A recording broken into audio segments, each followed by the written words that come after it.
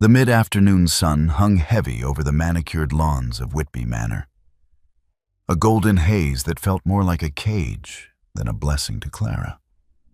While the elite of the ton paraded in their finest silks, their laughter chiming like brittle glass against the porcelain tea sets, Clara moved through the periphery like a ghost in faded muslin.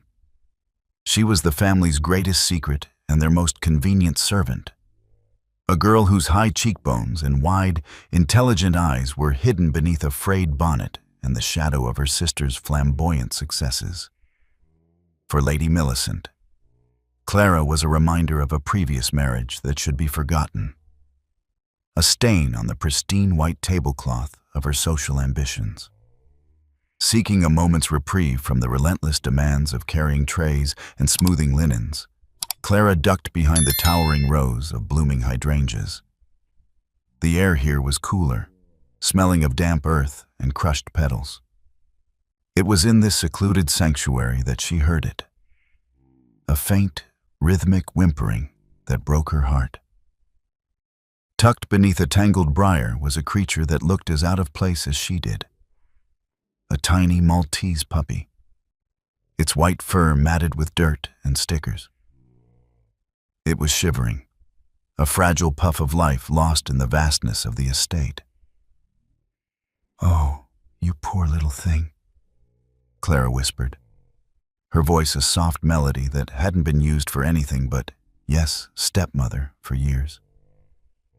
She reached out, her fingers trembling slightly, and the puppy didn't flee. Instead, it licked her palm with a desperate, frantic heat. As she gathered the small dog, whom she instinctively named Atlas, into her arms, a rare, genuine smile transformed her face. In that moment, holding the creature against her chest and feeling the rapid beat of its tiny heart, she felt a spark of connection that the cold halls of Whitby Manor had never provided. But the warmth was short-lived. A shadow, sharp and jagged, fell across the grass, extinguishing the sunlight. "So, this is where the help has crawled off to." The voice was like a lash. Clara froze, her breath catching in her throat as she looked up into the icy, narrowed eyes of Lady Millicent.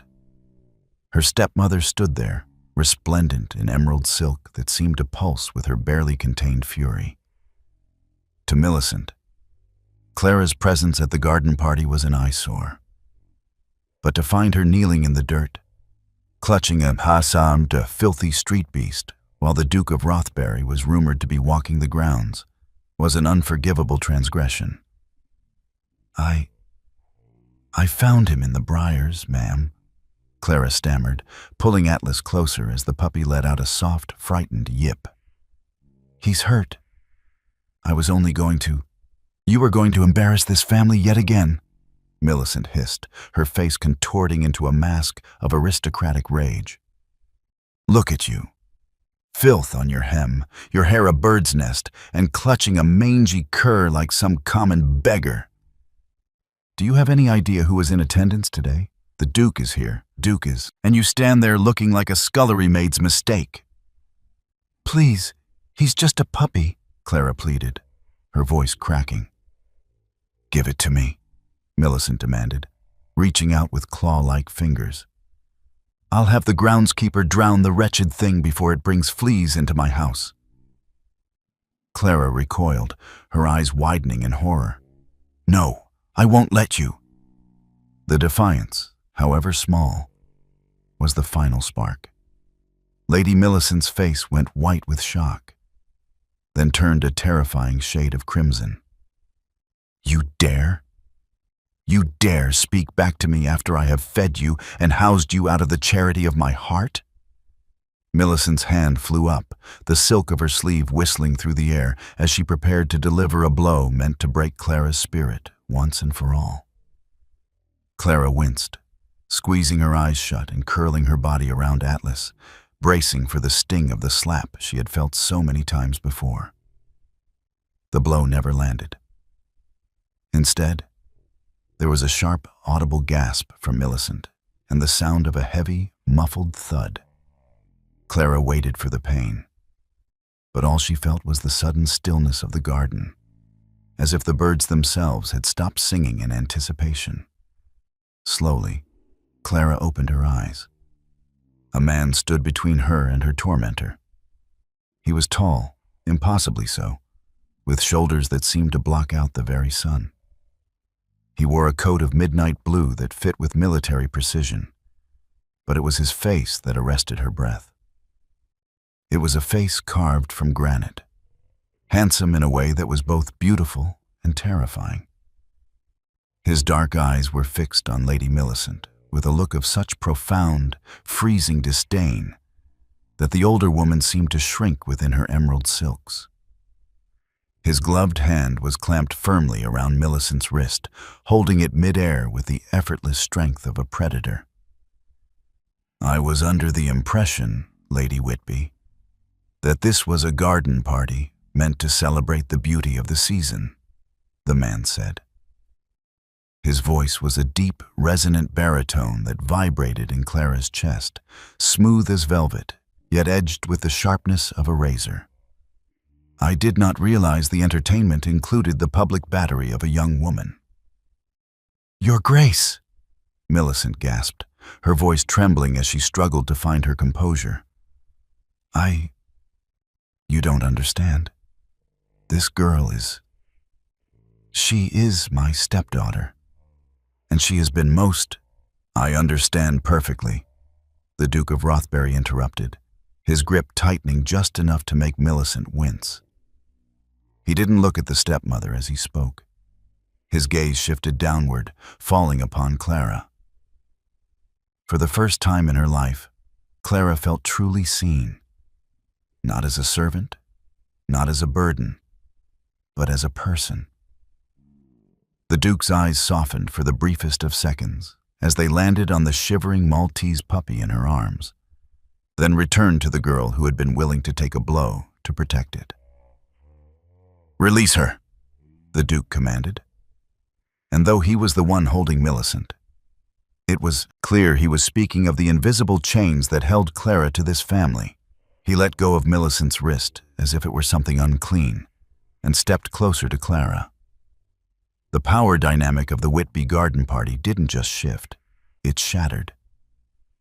In the silence that followed, as the Duke reached out a hand to help Clara rise from the dirt, the world seemed to narrow down to just the three of them. The girl, the puppy, and the man who had decided, on a whim of justice, to change their fates forever. My beautiful family. Before we dive into this interesting story, I need to share something important with you. We're on a mission to reach 1,000 subscribers, and right now, there are only limited spots to be among our founding 1,000. Our inner circle who were here from the beginning.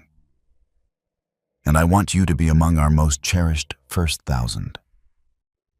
These first 1,000 subscribers will always hold a special place in this community. You'll be the ones who believed in these stories when we were just starting out. The ones who helped build something beautiful. But here's the thing. Once we hit that milestone, that opportunity closes forever. You'll still be welcome, but you won't be part of that exclusive founding group who shaped this channel's journey. So if you've been watching without subscribing, now is your moment. Don't let this story end without you being part of our family. And tell me where you are watching from. Now, let's get into the story.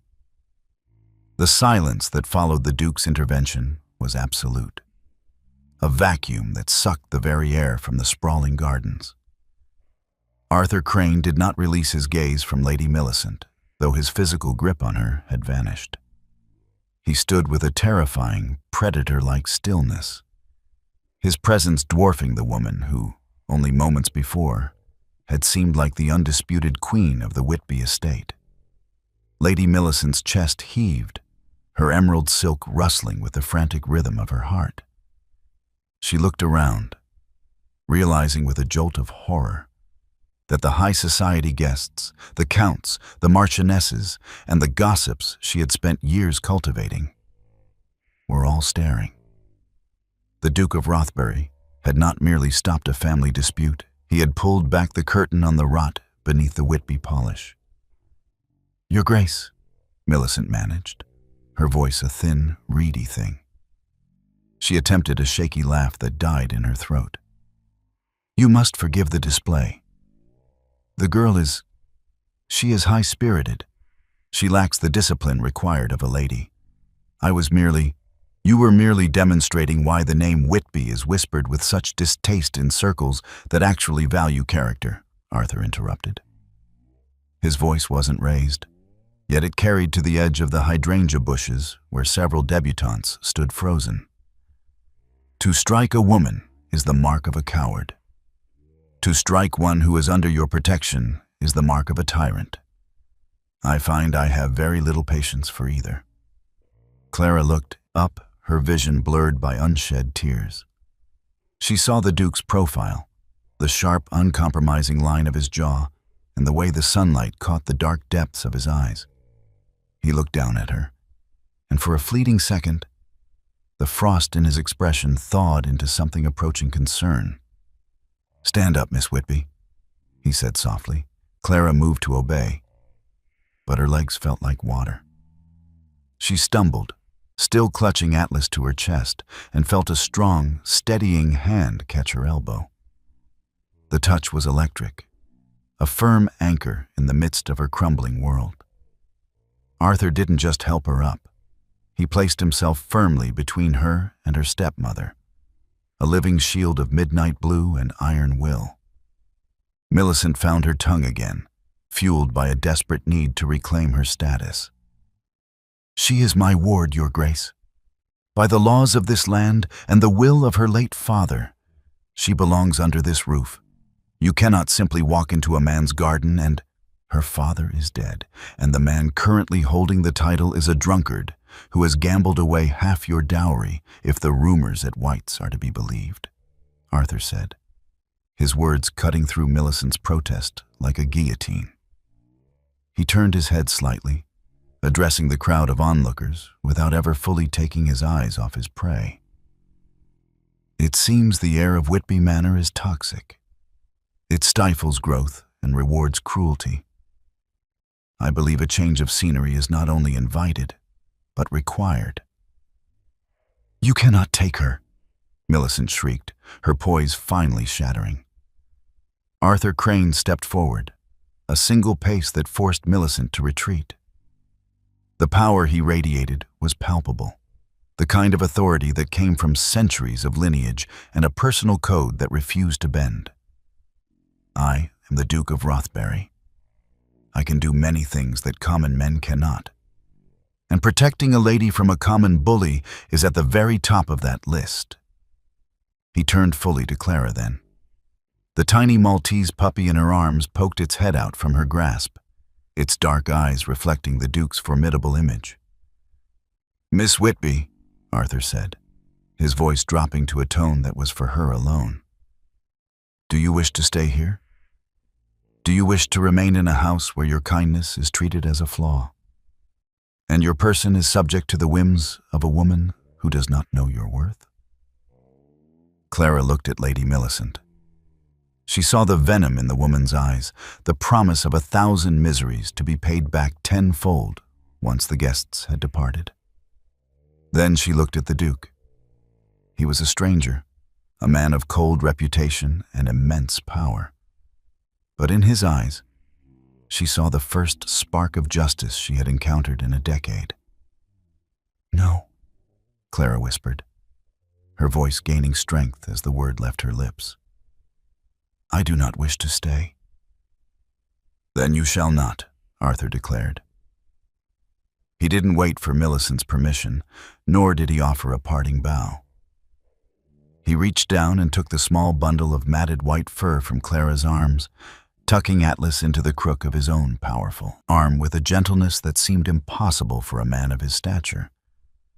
With his other hand, he offered his arm to Clara. "Come," he said. "The carriage is waiting at the front gates. You will leave this place today." "But her things, her reputation!" Millicent cried out, realizing she was losing her most valuable servant and her favorite scapegoat in one stroke. "This is a scandal. The Ton will never forget this." Arthur stopped and looked back over his shoulder, his expression one of bored finality. "Let them talk, Lady Whitby. They will be talking about your disgrace, not hers. And as for her things, nothing in this house is worthy of the woman she is about to become." Clara placed her hand on the Duke's sleeve. The fine wool felt expensive beneath her calloused fingers, a stark contrast to the rough muslin of her own dress. As they walked away, leaving the stunned crowd and the fuming Lady Millicent behind, Clara felt a strange sensation in her chest. For the first time in her life, the weight she carried didn't feel like a burden. They walked through the garden, past the fountain where her sisters were staring in open-mouthed shock, and through the iron gates that had felt like the bars of a cell for so long. Outside, a magnificent black carriage with the Rothbury crest stood waiting, the horses stamping their hooves with impatience. Arthur handed Atlas back to her as the footman opened the door.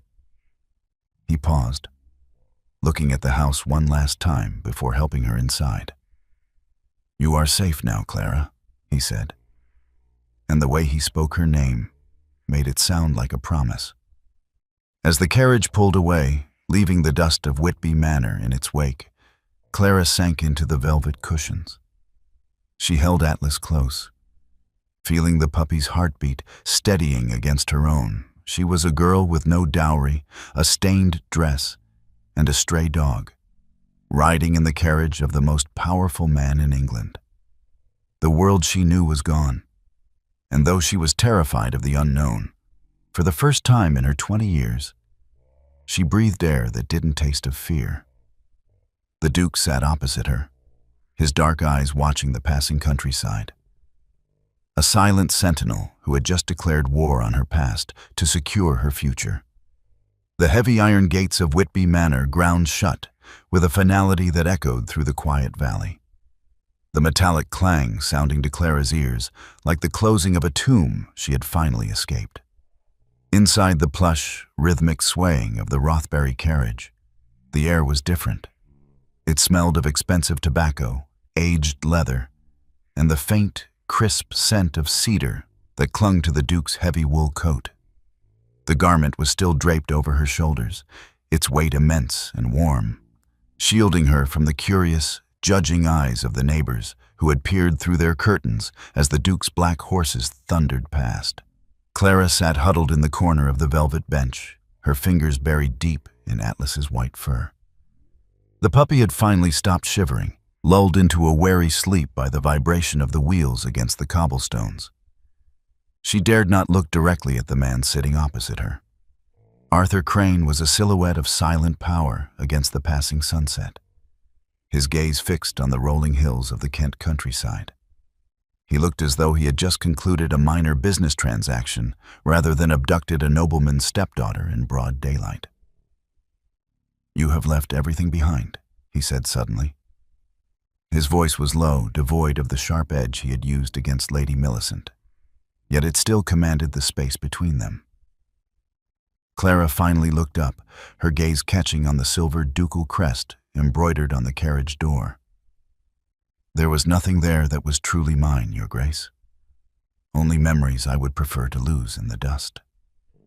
She thought of her small, drafty room in the attic, the threadbare blankets, and the single dried rose she had kept from her father's funeral. She had left without a trunk, without a spare shift, and without a single farthing to her name. She owned only the clothes on her back, now ruined by garden soil, and the small, breathing life in her lap. It was a terrifying realization, to be so utterly untethered from the world. "A wise perspective," Arthur remarked, turning his head to observe her. His dark eyes traced the line of her jaw, noting the smudge of dirt on her cheek and the way she held the dog, as if it were the only anchor in a storm. Most women of your station would be hysterical at the thought of a ruined reputation. You, however, seem to be breathing more freely than you were an hour ago. Reputation is a luxury for those who are loved, Your Grace. Clara replied softly, her voice gaining a trace of the iron she had hidden for so long. In that house, my reputation was merely a tool for my stepmother to sharpen.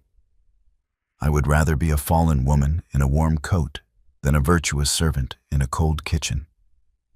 A ghost of a smile flitted across the Duke's stern features, a brief, lightning flash of amusement that vanished as quickly as it appeared.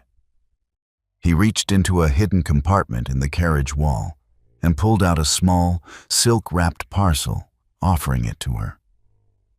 Eat.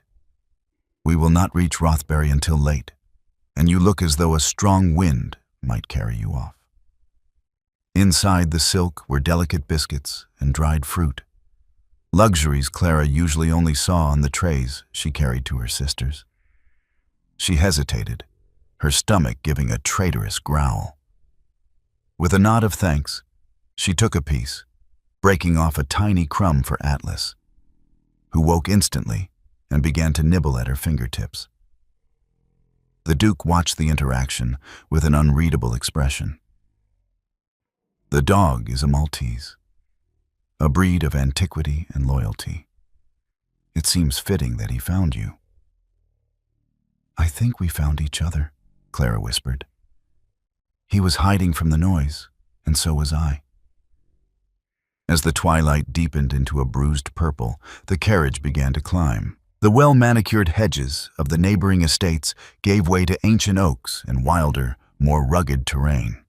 This was the edge of the Duke's vast holdings, a territory where his word was the only law that mattered. Clara felt the shift in the atmosphere, a sense of entering a fortress. For hours, the only sound was the rhythmic clatter of the horses and the occasional sigh from the puppy. Clara found her eyes growing heavy. The sheer exhaustion of years of servitude, capped by the adrenaline of the afternoon's trauma, was finally taking its toll. Her head began to nod, slipping toward the window. She felt a gloved hand gently catch her shoulder, guiding her away from the hard glass. "Sleep, Miss Whitby," Arthur said, his voice sounding as if it were coming from a great distance. "The gates of Rothbury are guarded by more than just stone. No one will hurt you there. Not the law, not your kin, and certainly not the woman who dared raise a hand to you." In the half-light of the carriage, Clara let her eyes close. She felt the warmth of his coat, the softness of the puppy's fur, and for the first time in her adult life, the profound, intoxicating sense of being protected. She was leaving the only world she had ever known, heading toward a destination she couldn't imagine, guided by a man the world called cold and heartless. Yet, as sleep finally claimed her, Clara didn't feel like a captive. She felt like a bird that had finally found the strength to fly, even if she was flying straight into the heart of a thunderstorm. The carriage rolled on into the night, a lone black shadow moving through the forest, carrying a girl who had nothing and a duke who intended to give her everything, whether the world allowed it or not. The wheels of the carriage transitioned from the rough grit of the main road to the smooth, rhythmic crunch of crushed limestone as they entered the primary drive of Rothbury Hall. The sound woke Clara from her fitful slumber. Blinking against the darkness, she realized the carriage had slowed to a stately crawl. Outside the window, a forest of ancient, silver-barked oaks gave way to vast, undulating lawns that seemed to glow under the pale light of a rising moon. In the distance, Rothbury Hall rose like a mountain of pale stone against the obsidian sky. It was a masterpiece of Palladian architecture, its rows of glowing windows looking like embers set into a cliffside. Unlike the cramped, desperate opulence of Whitby Manor, where every gilded chair felt like a threat to one's composure, Rothbury radiated a silent, immovable permanence. It was a place that did not need to scream its wealth. It simply existed as an undeniable fact of the earth. As the carriage pulled into the massive circular courtyard, the Duke's coat slipped slightly from Clara's shoulders. She reached to catch it, her heart beginning a frantic staccato. She looked at Arthur Crane. He was watching her, his expression unreadable in the shadows, but his posture remained relaxed. "The transition will be jarring, Miss Whitby," he said, his voice a low vibration in the small space. "But you must remember one thing. Within these walls, your word carries the weight of my own. My staff knows this. You would do well to learn it too." Before she could ask what he meant, the carriage door was swept open by a footman in impeccable livery of deep navy and silver. He didn't sneer at Clara's dirt-streaked face or the small, yawning dog in her arms. Instead, he bowed low, his eyes fixed respectfully on the ground. "Welcome home, Your Grace," the footman murmured. "Welcome to Rothbury, miss." Arthur stepped out first, offering his hand to Clara. As she descended, the sheer scale of the entrance hall took her breath away. The doors were towering slabs of carved mahogany, opening into a foyer of black and white marble that stretched upward toward a domed ceiling painted with celestial maps. Standing in a precise line were the senior members of the household staff. At the head of the line stood a woman of advanced years, her silver hair pulled into a sharp, efficient knot, her black silk dress rustling as she stepped forward. This was Mrs. Halloway, the housekeeper whose reputation for discipline was legendary across the county. Clara braced herself for the cold appraisal she usually received from those in authority. She expected to be sent to the kitchens, or perhaps the laundry, to be scrubbed clean of her shame. Instead, Mrs. Halloway curtsied so deeply that the hem of her gown brushed the marble. "We have prepared the blue suite for the young lady, Your Grace," Mrs. Halloway said, her voice warm and steady. She turned her gaze to Clara, and to Clara's shock, there was no judgment, only a profound, quiet kindness. "It is a pleasure to have you with us, Miss Whitby. I have taken the liberty of warming the rooms and preparing a light supper. And I see we have a small guest as well." Clara looked down at Atlas, who was peering out from her arms with wide, curious eyes. "His name is Atlas," she whispered, her voice trembling. I am sorry for the mess. I didn't mean to bring dirt into such a beautiful place." "Nonsense, child," Mrs. Halloway replied, stepping closer and reaching out a hand as if to pat Clara's arm before recollecting herself. "A bit of the earth is easily swept away. A weary spirit, however, requires more care. If you will follow me, I shall show you to your quarters." Arthur remained by the hearth, where a footman was already coaxing a fire into life. He watched as the housekeeper led Clara toward the grand staircase. "Mrs. Halloway," he called out. The woman stopped and turned. "See to it that a veterinarian is summoned first thing in the morning to look over the dog, and ensure the seamstress arrives by noon." "Of course, Your Grace."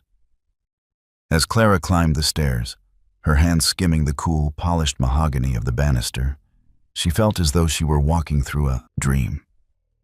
They passed galleries lined with portraits of stern-faced ancestors, but the atmosphere didn't feel oppressive. It felt protective. When Mrs. Halloway opened the doors to the blue suite, Clara stopped in the doorway. It was a room larger than the entire ground floor of her father's cottage. The walls were hung with pale blue damask, and a massive four-poster bed stood draped in cream silk. A fire crackled in the grate, casting a flickering orange light over a table set with silver domed dishes and a crystal carafe of water. A bath has been drawn in the dressing room, Mrs. Halloway said softly. I have laid out a nightgown. It is a bit simple, I fear, as we had to borrow it from one of the younger maids. But it is clean and soft. Thank you, Clara said, her eyes stinging. She looked at the elderly woman, her confusion finally boiling over. Why is everyone being so kind? I am nobody, I have no dowry. My stepmother says I am a blight.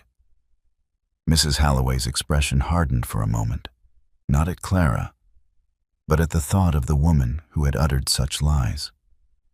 She walked over to Clara and took Atlas from her arms, cradling the puppy with practiced ease. Miss Whitby, the Duke of Rothbury does not bring blights into his home. He is a man of singular judgment. If he has brought you here, it is because he sees something in you that the rest of the world was too blind to notice. In this house, we do not look at what a person lacks. We look at who they are. And right now, you are a guest of the Duke.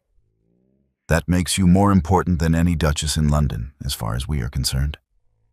For the first time in 10 years, Clara felt the tension in her shoulders begin to dissolve. She allowed the maids to help her from her ruined muslin, the warm water of the bath soaking away the grime of the Whitby gardens and the sting of her stepmother's shadow. Later, tucked into the immense bed with Atlas curled into a ball at her feet, Clara watched the embers of the fire die down. The silence of Rothbury was not the heavy, suffocating silence of a prison, but the deep, restful quiet of a sanctuary. She was a stranger in a kingdom of stone and silk, guarded by a man she barely knew, yet as she drifted into a dreamless sleep, she knew she had finally found the one thing she had stopped praying for, a place where she was allowed to simply be. The morning sun at Rothbury Hall did not intrude. It arrived with a gentle, golden persistence, illuminating the blue damask walls of Clara's suite and catching the frantic, joyful wagging of Atlas's tail. For the first time in a decade, Clara woke without the heavy dread of a bell summoning her to labor. Instead, there was a soft knock at the door, and a parade of housemaids entered, carrying steaming pitchers of scented water and a breakfast tray that smelled of fresh honey and toasted oats. By noon, the quiet sanctuary of her room was transformed into a whirlwind of silk, lace, and measuring tapes. Madame Genevieve, the most sought-after modiste in the county, had arrived on the Duke's express command, bringing with her bolts of fabric that shimmered like captured moonlight and velvet the color of a midnight sky. "Arms up, chérie," the modiste commanded, her French accent thick and authoritative as she draped a length of seafoam silk against Clara's skin. Such porcelain skin. It has been hidden under rags for too long. We shall make you a vision that will make the angels weep with envy. Clara stood on a low pedestal, feeling like a statue being carved into something new. She watched her reflection in the full-length cheval glass, barely recognizing the woman looking back. The dark circles under her eyes had begun to fade, and her hair, washed and brushed until it shone like chestnut silk, cascaded over her shoulders. Yet, as the pins were tucked and the laces tightened, a flicker of the old fear returned. She felt like an imposter, a servant playing dress-up in a duke's playhouse. A sudden hush fell over the room. Madame Genevieve dropped a deep curtsy, and the maids scurried to the corners like frightened mice. Clara turned to see Arthur Crane standing in the doorway. He had shed his formal traveling coat for a simpler waistcoat of dark charcoal, but his presence was no less commanding. He leaned against the doorframe, his arms crossed over his broad chest, his dark eyes scanning the room before settling on Clara. The intensity of his gaze made the breath catch in her throat. "Progress, madame?" he asked, his voice a low rumble that seemed to vibrate through the floorboards. "More than progress, your grace. the modiste chirped, gesturing dramatically toward Clara. "We are uncovering a masterpiece. But the young lady, she is hesitant. She chooses the muted grays and the browns. She wishes to hide." Arthur stepped into the room, his boots clicking softly on the polished wood. He walked a slow circle around the pedestal, his eyes never leaving Clara's face. She felt exposed, not because of the unfinished gown, but because he seemed to be looking directly at the soul she had kept guarded for so long. "Gray is for shadows, madame," Arthur said quietly, stopping directly in front of Clara. "Miss Whitby is finished with shadows." He reached out, his gloved fingers lifting a swatch of deep, regal crimson from a nearby table. He held it up against her cheek. The color was bold, defiant, and breathtaking. "This," he commanded, "and the sapphire silk we discussed. I want nothing that suggests she is a guest on sufferance. She is to be dressed as the mistress of her own fate." "Your Grace," Clara whispered, her voice trembling as the modiste scurried away to gather the requested fabrics. "This is too much. The cost alone, I can never repay you. I feel as though I am wearing a mask." Arthur stepped closer, invading her personal space until she could smell the faint, intoxicating scent of sandalwood and rain that followed him. He reached out, not to touch her skin, but to lift a stray lock of hair that had fallen across her brow. His touch was light, almost reverent. "You have spent your life believing that your value is measured by how much of yourself you can give away," he said, his voice dropping to a private, intimate register. "You think these gowns are a disguise. They are not.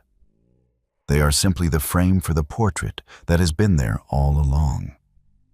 You are not a servant, Clara. You never were. You were merely a diamond kept in a coal cellar." Clara looked into his eyes and saw a reflection of herself she didn't yet trust, a woman of grace, beauty, and untapped power. "And what happens when the portrait is finished?" she asked, her voice barely audible. "What does a duke do with a girl he rescued from a garden?" Arthur's gaze intensified, a brief, hungry flame flickering in the dark depths of his eyes before he masked it with his usual stoicism. He didn't answer immediately. Instead, he reached down and picked up Atlas, who had been nipping playfully at the hem of his trousers. The puppy licked the Duke's thumb, and Arthur offered a rare, genuine smile that softened the harsh lines of his face. "He watches her find her wings," he said finally, "and he discovers, perhaps for the first time in his life, that some things are worth protecting, not because of duty, but because they are precious." He handed the dog back to her, his hand lingering against hers for a second longer than necessary. The warmth of the contact sent a shiver through Clara that had nothing to do with the drafty room. "The seamstresses will stay as long as needed," Arthur announced to the room at large, his voice regaining its ducal authority. "By the time we host the hunt breakfast next week, I expect Miss Whitby to be the most radiant woman in the county. Is that understood?" "Perfectly, Your Grace," the modiste beamed. As Arthur turned to leave, he paused at the door and looked back over his shoulder. "Wear the crimson for dinner tonight, Clara. I wish to see the sun rise in the middle of the evening." When the door closed behind him, the room felt suddenly colder, yet Clara's heart was racing with a heat she had never known. She looked back at the mirror. The girl in the faded muslin was gone, replaced by a woman wrapped in silks, and the burgeoning realization that the Duke wasn't just fitting her for gowns. He was fitting her for a life she had never dared to dream of. She touched the crimson fabric, and for the first time, she didn't feel like an imposter. She felt like a woman who was finally being seen. The following week at Rothbury Hall settled into a rhythm that felt less like a guest's visit and more like a slow, deliberate weaving of two disparate lives. While the grand house continued its clockwork operations, the true heart of the estate seemed to migrate toward the sun-drenched morning room and the private gardens, centered around the smallest and most energetic of its inhabitants. Atlas, no longer the shivering scrap of fur Clara had rescued, had become a whirlwind of white fluff and boundless curiosity, his presence acting as a persistent challenge to the Duke's carefully maintained stoicism. It began on a Tuesday afternoon when a sudden, violent spring thunderstorm rolled across the hills, turning the sky the color of a bruised plum. Clara was in the library, attempting to focus on a volume of poetry, when a crack of thunder shook the very foundations of the house. Atlas, terrified by the roar, bolted from her lap and disappeared into the labyrinth of the ground floor. Distraught, Clara searched the corridors, her calls growing increasingly frantic as the rain lashed against the tall windows. She finally found him in the one place she feared to intrude, Arthur's private study. The door was ajar, and as she peered inside, the sight that met her eyes caused her to stop mid-breath. The Duke of Rothbury, the man who commanded thousands and made seasoned politicians stammer, was kneeling on the Persian rug before his massive oak desk. He had discarded his cravat and rolled up his shirt sleeves, revealing forearms that spoke of a life more active than mere paperwork. Tucked securely into the crook of his arm was Atlas, the puppy trembling and burying his head in the crook of the Duke's elbow. Arthur was speaking, but the voice wasn't the sharp, authoritative baritone Clara knew. It was a low, rhythmic hum, a soothing vibration that seemed to anchor the frightened animal. "I am sorry, Your Grace," Clara whispered, stepping into the room. "The thunder. He's never heard it before." Arthur looked up, but he didn't rise. The firelight reflected in his eyes, making them appear softer, warmer. "There is no need for apologies, Clara. Fear is not a choice, though most of the world treats it as a character flaw." He reached out his free hand, stroking the puppy's ears with a surprising gentleness. "He reminded me of something I once lost. A hound I had as a boy. He hated the storms, too." Clara crossed the room and sat on the low ottoman near the hearth, watching the way Arthur's large hand completely covered the puppy's back. "You don't seem like a man who was ever allowed to be afraid," she remarked, her voice soft. "I wasn't," Arthur admitted, his gaze returning to the dog. "A duke is taught to be a fortress. But even fortresses have dungeons where they hide the things they cannot control. This little creature, he has no dungeons. He simply feels, and he expects the world to answer his need." For an hour, they sat in the golden glow of the study while the storm raged outside. They spoke of small things, the way Atlas preferred the heels of Arthur's expensive boots to his actual toys, and the puppy's newfound obsession with the gardener's prize-winning roses. With Atlas as the bridge, the invisible barriers between the high-born duke and the forgotten girl began to crumble. Arthur shared stories of his childhood travels, and Clara, for the first time, spoke of her father, not the gambler he became, but the man who used to tell her that she was made of stardust and dreams. At one point, Atlas, finally exhausted by his own terror, fell into a deep sleep across Arthur's lap. The Duke made no move to displace him. "You have a gift, Clara," Arthur said, his voice dropping to that intimate register that always made her heart skip. "You see the broken things, and you don't look away.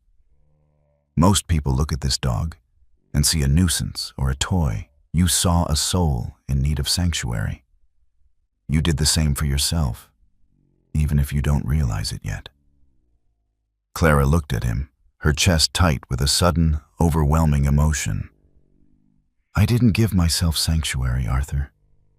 You gave it to me. The use of his Christian name hung in the air, a daring bridge across the social chasm. Arthur didn't correct her. Instead, he reached out, his hand hovering near hers on the rug, before finally covering it. His skin was warm, his grip steady and grounding. I merely opened a door, he whispered. You were the one brave enough to walk through it. In that moment, as the rain turned to a gentle patter and the fire burned down to glowing embers, the Duke of Rothbury's icy exterior didn't just melt. It vanished. The man who sat before her was no longer a distant protector or a social titan. He was a man who found beauty in a stray dog and strength in a woman's quiet resilience. As they sat in the companionable silence, the only sound the soft snoring of the puppy between them, Clara realized that the arrangement that had brought her to Rothbury was no longer a matter of rescue or duty. It was becoming something far more dangerous and infinitely more beautiful. She wasn't just his ward, and he wasn't just her savior. Through the simple, honest needs of a small white dog, they had found a language that the tone would never understand. The language of a heart finally finding its home. The golden isolation of Rothbury Hall was finally pierced by the sharp nibs of fountain pens and the frantic fluttering of ivory fans. In the drawing rooms of Mayfair and the tea tables of the countryside, the name Arthur Crane was being spoken with a mixture of awe and scandalized delight. The Duke, a man known for a temperament as immovable as the cliffs of Dover, had not only disrupted a private garden party, but had vanished into the night with a girl whom many had forgotten even existed. The ward of Rothbury had become the most tantalizing enigma of the season. At Whitby Manor, the atmosphere was far from inquisitive. It was poisonous. Lady Millicent sat at her escritoire, the scratching of her quill the only sound in a room that felt heavy with the scent of stale lilies and dying ambition. Before her lay a stack of invitations, or rather, the lack of them. Since the Duke's departure with Clara, the social invitations for her own daughters had slowed to a trickling stream. The Ton did not forgive a woman who had been publicly rebuked by a peer of the realm, especially one as influential as Rothbury. Millicent's eyes narrowed as she read a particularly pointed letter from Lady Jersey, which inquired with faux concern about the health and happiness of the dear stepdaughter who was now enjoying the Duke's legendary hospitality. Every word felt like a slap. To the world, Millicent was no longer the successful matriarch of a rising house. She was the cruel relative who had been humbled by a hero. "She will not be my undoing," Millicent hissed to the empty room, her fingers cramping around the pen. "The girl is a legal entity, a piece of property left in my care by a man who lacked the sense to see her for the burden she was." She reached for a fresh sheet of parchment, her mind churning with the cold precision of a merchant counting losses. To reclaim Clara was no longer just about having a servant. It was about reclaiming her own reputation. If she could prove that the Duke had acted impulsively, or better yet, improperly, she could force a return. She began to draft a letter to the family solicitor, Mr. Grimshaw, a man who specialized in the darker corners of estate law and the ironclad rights of guardians. She knew the Duke's weakness. He was a man of honor. If she could create a scandal, a suggestion that Clara's presence at Rothbury without a chaperone was an affront to the girl's fragile virtue, she could make the Duke's protection look like a kidnapping. She would claim that Atlas, that wretched, insignificant dog, had been a family heirloom stolen in a moment of distress. She would paint Clara not as a victim, but as a manipulative girl who had bewitched a duke into a momentary lapse of judgment. As she wrote, a jagged smile touched her lips. She would play the part of the grieving, misunderstood mother whose wayward ward had been snatched away.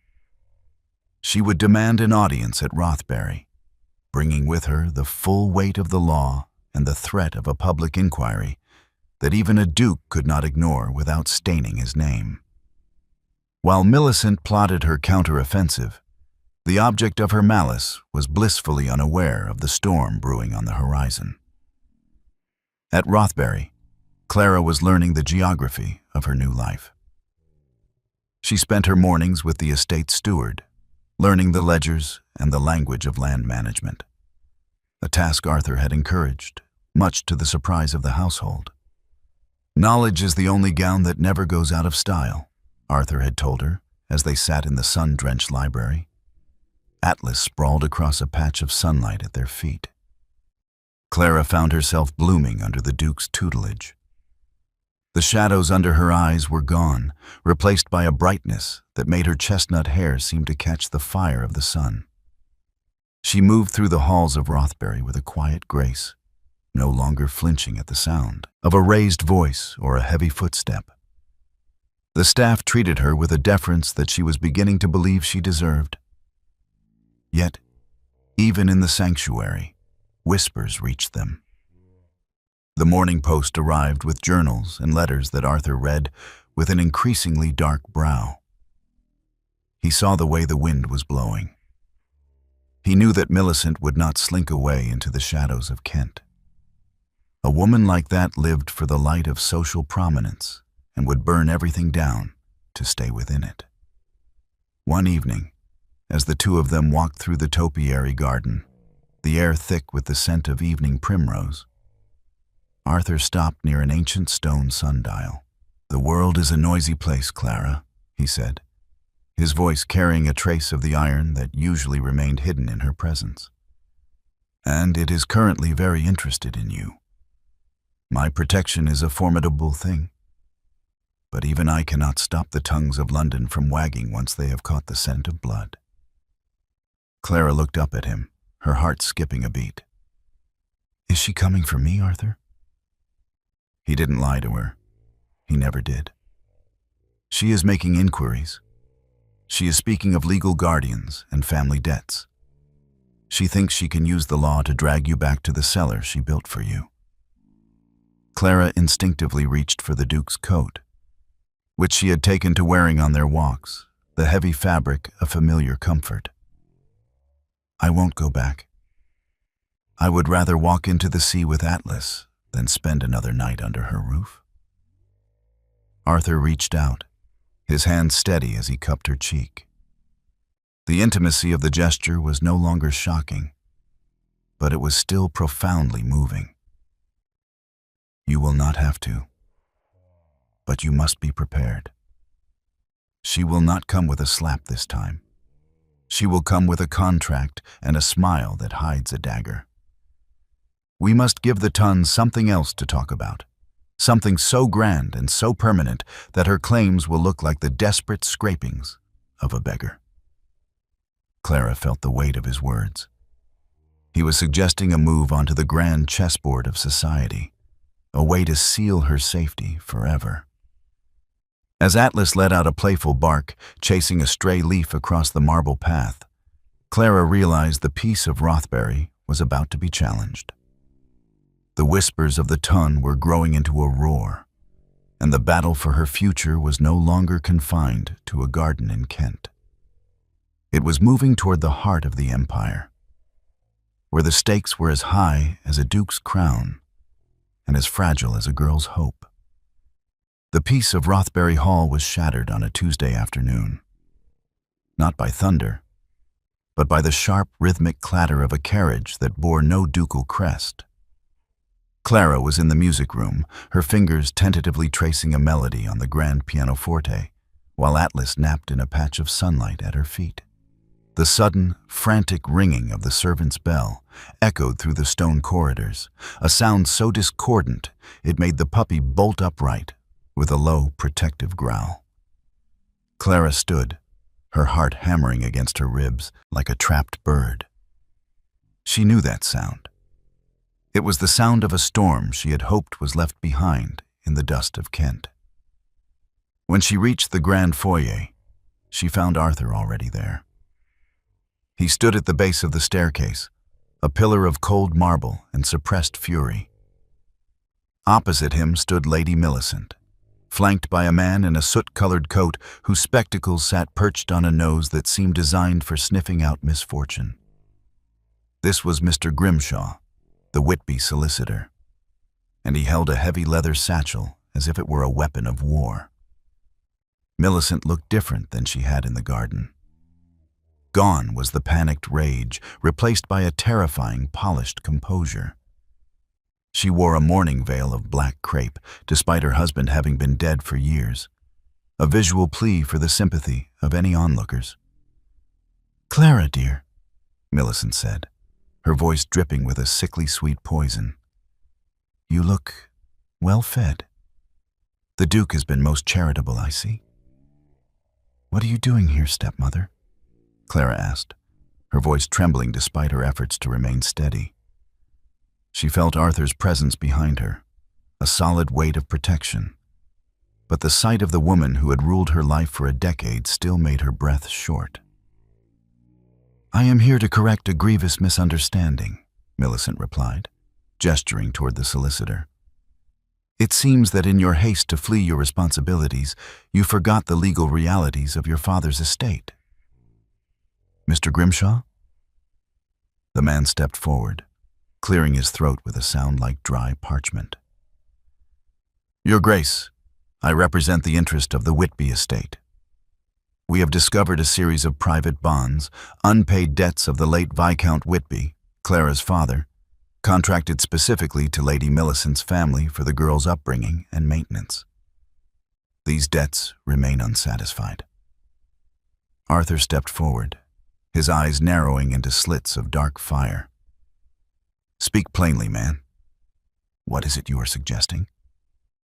"The debt is substantial, Your Grace," Millicent interrupted, her eyes gleaming with a predatory light.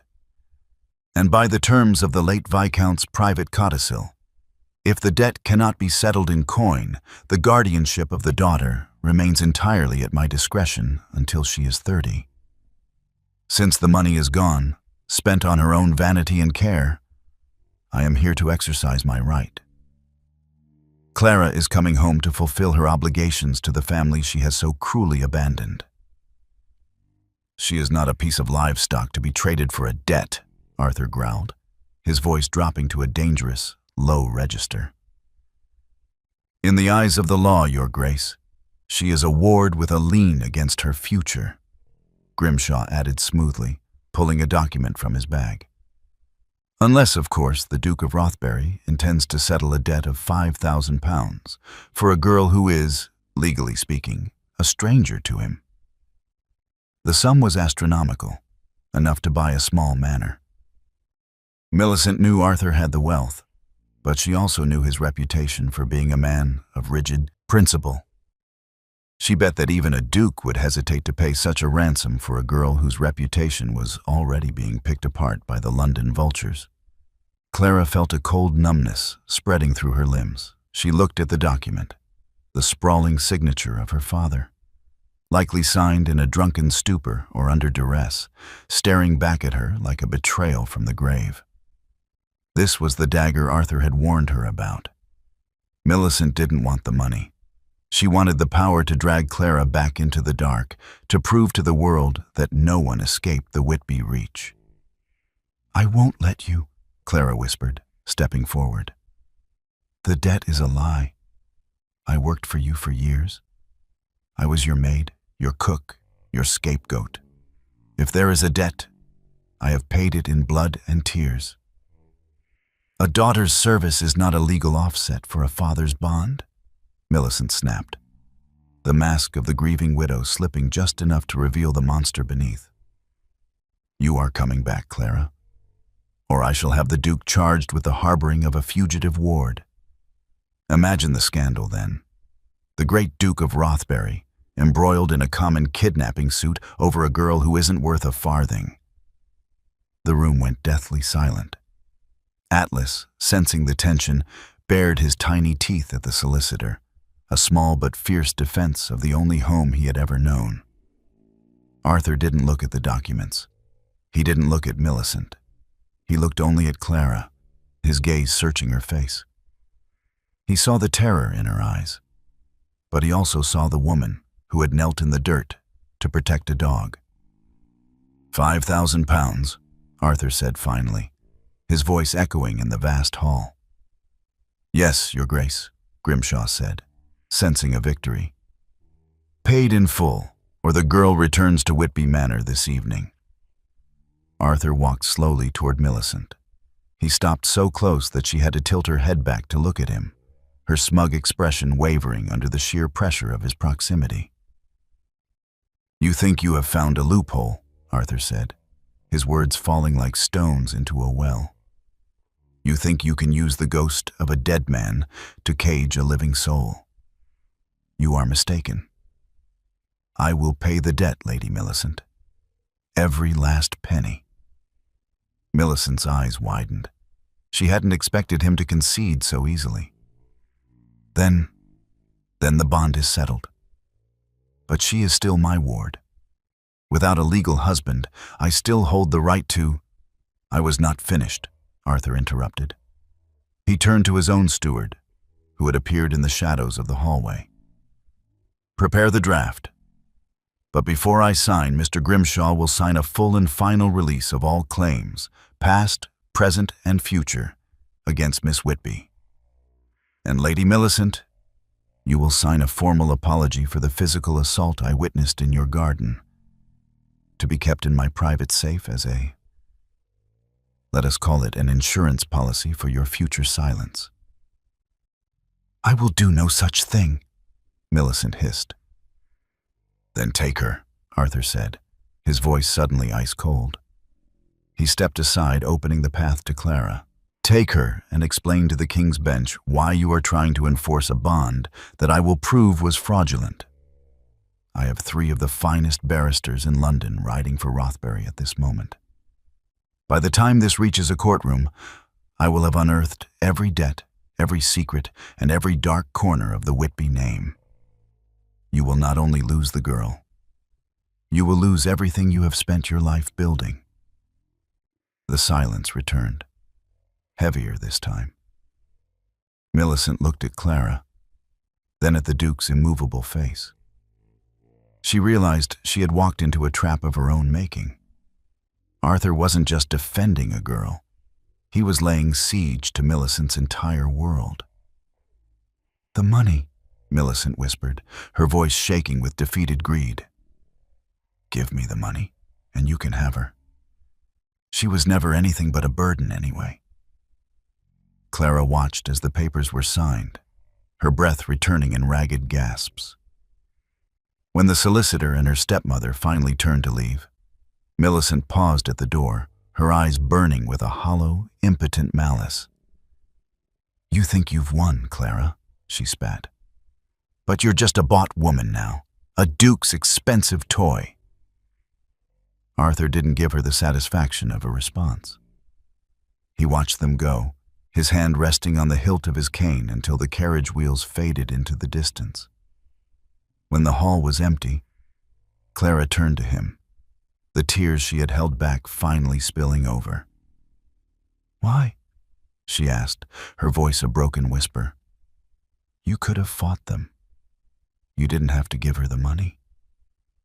Arthur walked to her, his hands coming up to rest on her shoulders. He pulled her gently into the circle of his warmth. I didn't give her the money to buy your freedom, Clara, he said, his forehead resting against hers.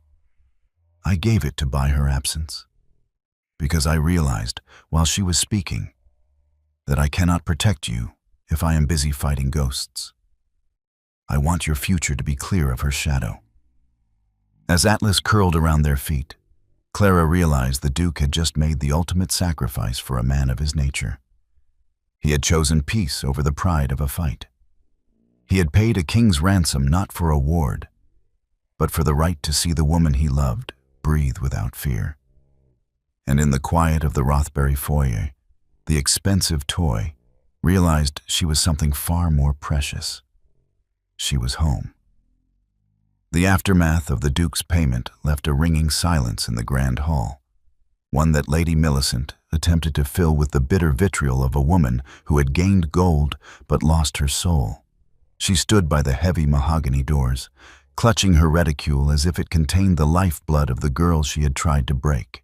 Her eyes, cold and calculating, raked over Clara, taking in the sapphire silk of her gown, the healthy glow of her skin, and the small, white dog sitting protectively at her feet. "You think this is a victory, you miserable girl?" Millicent spat, her voice a low hiss that carried through the marble foyer. "You have simply traded one master for another. You were a servant in my house, and now you are a dependent in his. Without me to guide you, to beat the insolence from your bones, you will remain a nothing. A ghost in a finer shroud." Clara felt the old, cold, familiar dread start to rise in her throat, the instinct to lower her eyes and apologize for her very existence. But then, she felt a hand rest firmly on the small of her back. The warmth of Arthur's palm through the silk of her dress was like an electric current, grounding her, reminding her that the floor beneath her feet was no longer shifting sand. She took a breath, a deep, full breath of air that belonged only to her, and looked directly into her stepmother's eyes. For the first time, Clara did not see a giant. She saw a small, hollow woman clinging to the wreckage of her own cruelty. "I am not a ghost, Millicent," Clara said, her voice steady and clear, ringing out with a strength that made the Duke's hand tighten slightly in a gesture of silent pride. "And I am not a nothing. I was the one who kept your household from crumbling while you spent my father's memory on ribbons and lace. I was the one who cared for my sisters when you were too occupied with your own vanity to notice their tears." Millicent recoiled as if struck, her face contorting. "How dare you speak to me? I dare because you no longer have the power to stop me," Clara interrupted, taking a step forward, away from Arthur's protective shadow, standing entirely on her own. "You spoke of my father's debts, but you never spoke of the debt you owe me. The years of my youth you stole, the kindness you withheld, the bruises you thought I would forget. I have paid your imaginary bonds in full, but you will never be able to repay what you took from me." Atlas let out a sharp, decisive bark, echoing his mistress's defiance. Clara looked down at the puppy, then back at the woman who had once threatened to drown him. "You called me a burden," Clara continued, her gaze unwavering. "But the burden was always yours. You carried the weight of your own hate, and it has aged you. It has made you ugly in a way that no silk gown can hide. Look at this house, Millicent. Look at the respect I am shown here, not because of a title, but because I am a human being. You didn't just fail to break me. You taught me exactly what kind of woman I never want to be." Arthur stepped up beside her, his presence a silent, looming threat that underscored every word Clara spoke. He did not need to speak. The way he looked at Clara, with a mixture of awe and fierce devotion, was a sharper blade to Millicent's pride than any insult. "The carriage is waiting to return you to the station, Lady Millicent," Arthur said, his voice like the closing of a heavy book.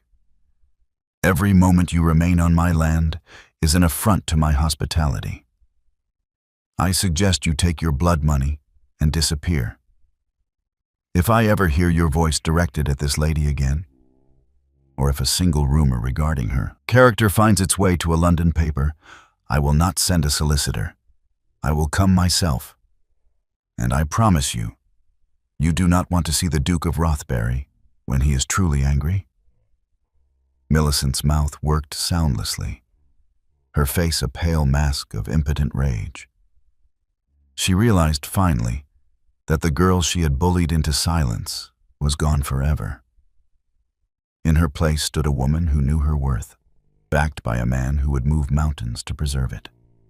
With a final, choked sound of disgust, Millicent turned on her heel and fled through the doors, her black mourning veil trailing behind her like the smoke of a burnt bridge. As the heavy doors groaned shut, sealing the Whitby influence out of Rothbury forever, the tension drained from Clara's body. She swayed slightly, the adrenaline of her defiance leaving her lightheaded. Arthur caught her, his arms wrapping around her with a fierce, protective urgency. "That was," he whispered into her hair, his voice thick with emotion, "the most magnificent thing I have ever witnessed." Clara leaned into him, burying her face in his waistcoat, the scent of sandalwood and safety surrounding her. "I was so afraid," she admitted, her voice muffled. "Fear is not the absence of courage, Clara. It is the proof of it," Arthur said, pulling back just enough to tilt her chin up so he could look into her eyes. "You stood your ground. You didn't just defeat her, you reclaimed yourself. You are no longer the girl in the garden, hiding in the briars. You are the mistress of Rothbury, and I have never been more honored to stand beside anyone." Clara looked at him, seeing the truth of his words in the warmth of his gaze. She looked down at Atlas, who was now busy investigating a stray thread on the rug, completely unbathed by the drama that had just unfolded. "I am free," she whispered, the realization finally taking root in her heart. "You are more than free," Arthur corrected, leaning down until his breath brushed her lips. "You are loved, and that is a fortress no debt can ever breach." In the quiet of the hall, the shadows of the past finally dissolved into the golden light of the afternoon. Clara Whitby, the forgotten daughter, had found her voice, and in doing so, she had found the life she was always meant to live. The garden party was a lifetime ago. Her future, bright and vast, was just beginning. The transformation of Rothbury Hall was complete, not just in its decor, but in its soul. For the grand winter gala, the ancestral seat of the Cranes had been turned into a cathedral of light and ice. Thousands of wax tapers flickered in crystal chandeliers, their glow reflecting off the freshly polished marble and the vibrant greenery brought in from the glasshouses. The air hummed with the low, excited murmur of the ton. For tonight was the night the Duke of Rothbury would officially present his ward to the world. In the blue suite, Clara stood before the mirror, her breath hitching as she looked at her reflection. She wore the sapphire silk Arthur had insisted upon, a gown that deepened the color of her eyes and draped over her figure with the liquid grace of a mountain stream. Around her neck sat a single, breathtaking pendant, the Rothbury star. A diamond of such clarity it seemed to pulse with its own internal light. Atlas, now a healthy and rambunctious young dog sporting a small silver collar, sat by the door, his tail thumping rhythmically against the floor. He seemed to sense the gravity of the evening, watching Clara with an intelligence that often made her wonder if he knew he had been the catalyst for this entire miracle. A knock at the door signaled the arrival of the Duke. When Arthur entered, the room seemed to shrink. He was dressed in formal evening black, his chest adorned with the various orders and medals of his rank, looking every inch the formidable peer. Yet, when his eyes landed on Clara, the hardened mask of the statesman fell away entirely. "You are," he began, his voice thick and rough. "Utterly beyond words, Clara." "I am terrified, Arthur," she confessed, her hand trembling as she reached for her fan. "They will see me and they will remember. They will remember the girl in the faded muslin carrying trays." Arthur walked to her, taking both of her hands in his. His grip was warm, solid, and absolute. Let them remember. Let them see the girl they overlooked and realize their own blindness. You are not a secret to be hidden, but a treasure to be celebrated. Tonight, you do not walk as a guest. You walk as the heart of this house." The grand ballroom fell into a stunned silence as the master of ceremonies announced them. As Clara descended the staircase on Arthur's arm, she didn't see the judgmental glares she had feared. Instead, she saw a sea of faces tilted upward in genuine awe. She moved with a quiet, regal confidence, the years of servitude having forged a steel in her spine that no debutante could replicate.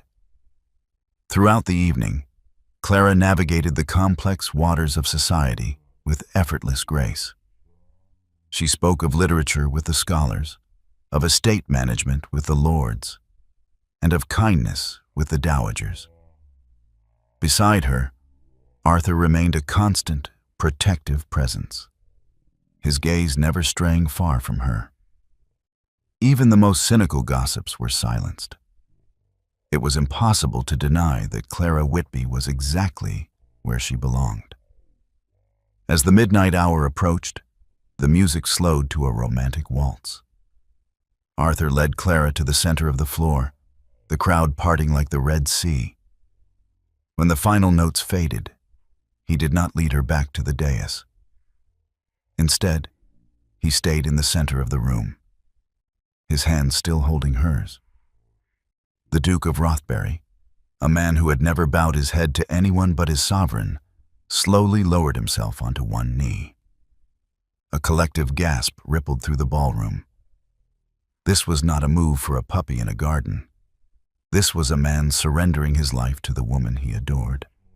"Clara," Arthur said, his voice carrying clearly to every corner of the silent hall.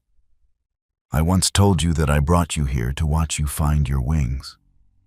I have watched you fly, and I have realized that the sky is empty without you beside me. I do not offer you my protection as a guardian anymore. I offer you my heart, my hand, and my life as your husband. Will you stay at Rothbury, not as my ward, but as my duchess?" The silence that followed was heavy with anticipation. Clara looked down at the man who had rescued her, challenged her, and loved her back into existence. She thought of the briars in the garden, the sting of the slap, and the cold loneliness of her past. Then she looked at the warmth in Arthur's eyes and the home she had found within them. "I have already found my home, Arthur," she whispered, her voice clear and resonant. "Yes, 1,000 times, yes." As he stood and pulled her into a kiss that defied every convention of the era, the ballroom erupted into applause. It was a celebration of a second chance, of a forgotten daughter who had become the brightest star in the firmament. Later that night, after the guests had departed and the lights had been dimmed to a soft glow, Arthur and Clara walked through the quiet halls toward the library. Atlas trotted happily between them, his silver collar jingling softly. They stopped by the hearth, where the embers were still warm. "You changed everything," Arthur said, pulling her close. "I thought I knew what power was. I thought it was land and titles. I was wrong. Power is the courage to be kind when the world is cruel. You taught me that." Clara leaned her head against his shoulder, looking at the portraits of the ancestors on the walls. They no longer looked like stern judges. They looked like a family welcoming her home. "We rescued each other, I think." "In every way that matters," he agreed. In the sanctuary of Rothbury Hall, the girl who had once been slapped for holding a puppy was now the duchess of a kingdom built on love. The shadows of the garden were gone, replaced by the dawn of a new life. And as the moon climbed high over the Kentish hills, the forgotten spinster finally slept in the arms of the man who had knelt for her, knowing she was finally, irrevocably, home. "My sweet family," Arthur paid a king's ransom to protect Clara's future. "But all we ask of you is a simple subscribe and share. Somewhere out there, someone feels just as forgotten as Clara did in that garden. If you don't subscribe and share this video, they might never find the hope this story provides. Don't keep this light to yourself. Pass it on to someone who needs to know that their Duke is coming.